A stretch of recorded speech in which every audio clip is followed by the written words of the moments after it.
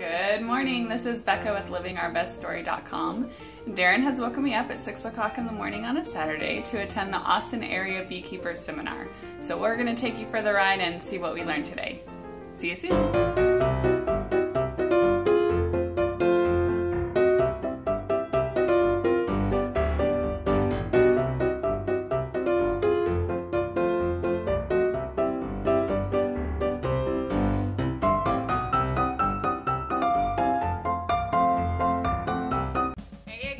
Becca and Darren, we are back after going to a full day of the seminar, and we wanted to share our 3 nuggets that we each got out of the day.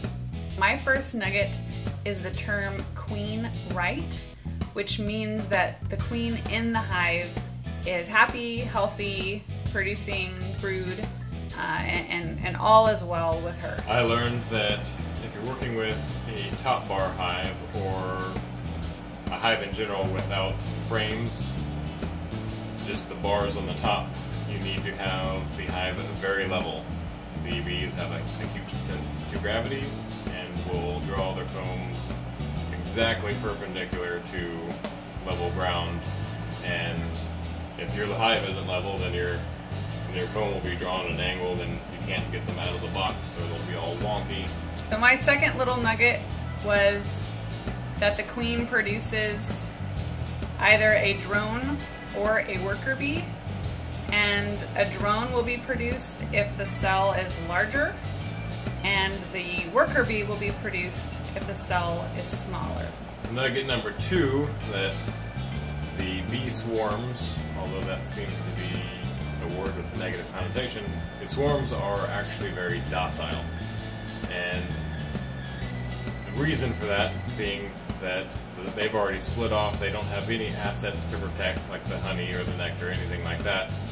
On top of that, they also really don't or can't afford to lose anyone. They need everybody on board to get set up again, because it's going to be another at least a couple weeks before they have any newcomers to start the cycle over again. So until then, they need everybody that they can get to create a new hive.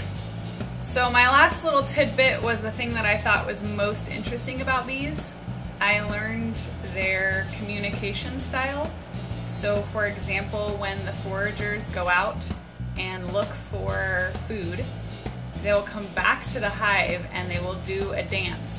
That dance will be done in relation to the sun, and so basically they're going to either wiggle in the middle or go straight or go from one side to the other, and they'll also vibrate their bodies. So the direction that they move is telling the other foragers this is where you need to go in relation to the sun in order to get to the food source, and then the amount that their body is vibrating is telling the other foragers how much energy it's going to take, considering wind resistance and speed and distance, in order to get to the food source. So they're going to do this little dance, and the waggle dance, and all the other foragers are then going to know where the good stuff is.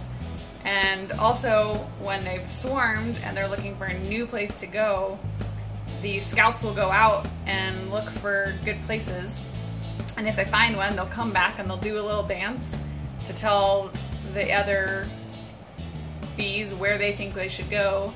And once all of the scouts are dancing the same dance, they know they've got a new home. My last nugget is I learned how to make a cheap solar wax melter. See, a lot of them in catalogs are super expensive and they seem really complicated, or I've seen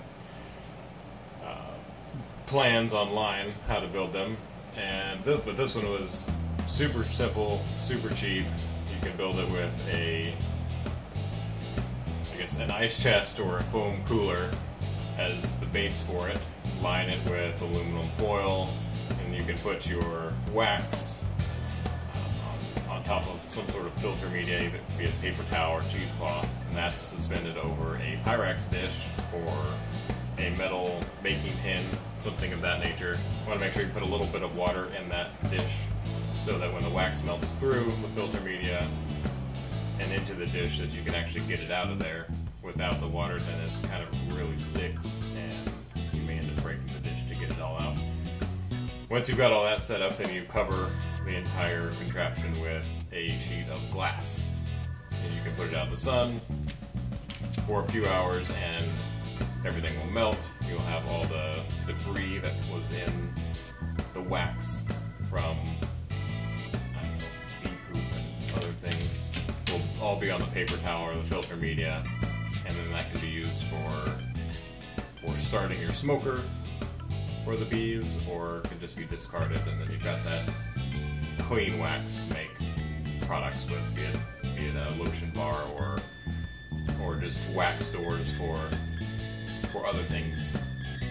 So we will each write, whether it's a shared blog or 2 separate blogs, more about what we learned from this event. Again, it was the Austin Area Beekeeper Seminar put on by the Austin Beekeepers Association. Have an awesome day.